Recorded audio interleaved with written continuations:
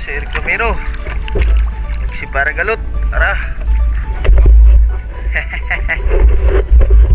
Tirada na sa tako mga gabi mga kapitsur. Dirigapon sa Lapiligan. Dirigapon na to si Paragalot si Eric Romero.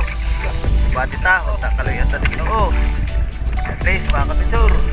At ito agad yung mapapana natin mga adventures ang talagbago. Patay kang talagbago ka. Sa pool mga adventure ang talagbago na unang isda na ating mapapana ngayong gabi mga adventure. At marami pa yan mga adventure, kaso na lang ay medyo napakalikot nila dahil may buwan. At ito yung sumunod na napana natin, isang green lapo na hindi na natin nabidyohan mga adventure. Pero dito sa sumunod na pagsisid natin, medyo malalim yung sinisisid natin dito mga adventure. Dahil napakaraming talagbago yung ating nakita, kaya naman binalikan natin mga adventure. At dito sa paglapit ko sa mga bato mga adventure ay nakita ko agad itong isang talagbago na nakapatong dun sa ilalim mga adventure, nakatagilid. Pero sa pool pa rin yan mga adventure. Ang talagbago na ating nakita kanina na hindi na natin napana agad dahil medyo malalim yung area at kinapos tayo ng hangin mga adventure. Buti na lang ay nakatago lang pala doon sa may butas ng bato at nasecure na rin natin. At dito naman mga adventure, sa muling pagsisid natin dito sa kalaliman ng dagat ay binalikan pa rin natin yung spot. Pero ito yung nakita natin, isang tagutungan. Kaya sinigurado ko sa may ulo mga adventure, kaso nga lang hindi siya nagitik sa pagpana natin. Kaya ito yung nangyari mga adventure. Biglang lumubo yung tagutungan nating napana. At pinahirapan tayo dito sa ating lalagyan dahil hindi siya nagkasya mga adventure dahil nga sa lumubo ito. Pero kalaunan naman ay nalagay din natin sa ating lalagyan na container mga adventure at nasecure din natin. At dito naman ay akala ko ulit isang malaking tagutungan pero isang butiti pala, napakalaki mga adventure. Akala ko tagutungan ulit.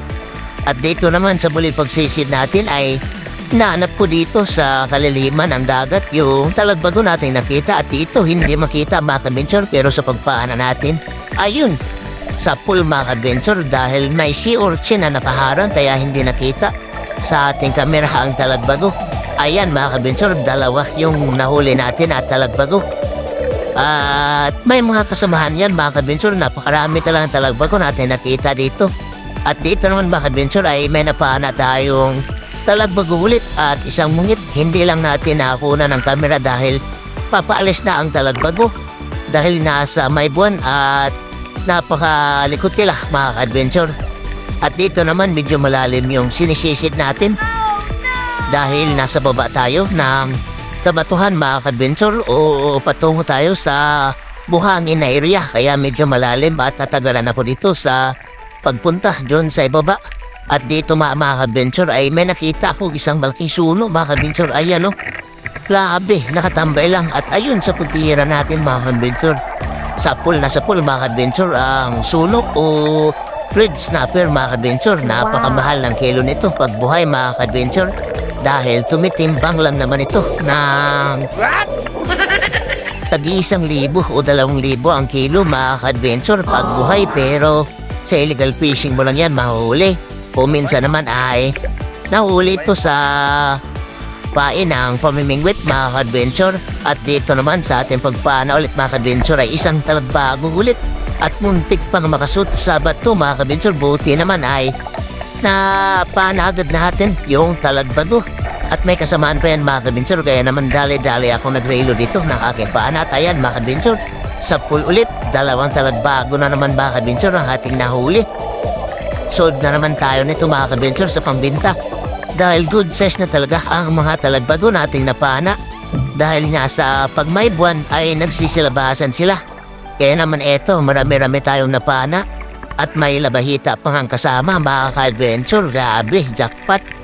At dito naman mga adventure, sa aking pagsisid ay may nakita ulit ako ditong talagbago. Kaso nga lang ay hindi ko na nakita, may kasamaan siya. Napahanap ko na mga adventure at binilikan ko yung pangalawa. At sa paghanap ko dito, wala na ako nakita. Buti na lang sa paghanap ko dyan mga adventure ay ayan, nasa butas lang pala.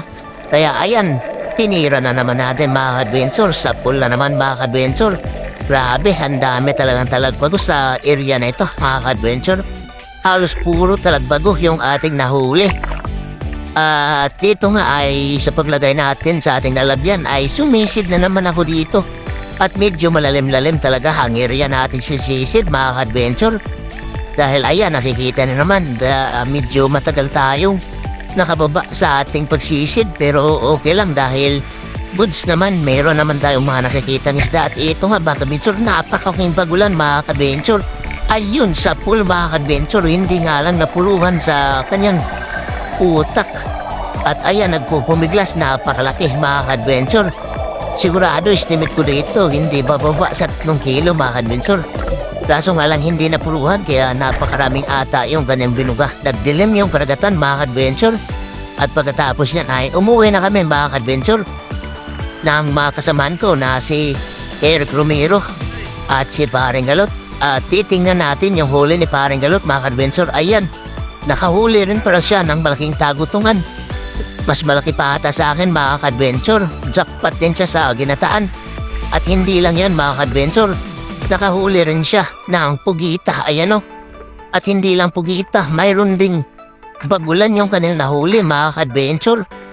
Pero mas maliit sa bagulan na ating nahuli at may mga lapo din siya, mga ka-adventure. Ayun, si Eric Romero, puno na yung kanyang container na lalagyan. Jackpot talaga kami dito, mga ka-adventure. Dahil napakaraming biyaya ang aming nahuli sa gabang ito. Thank you, Lord.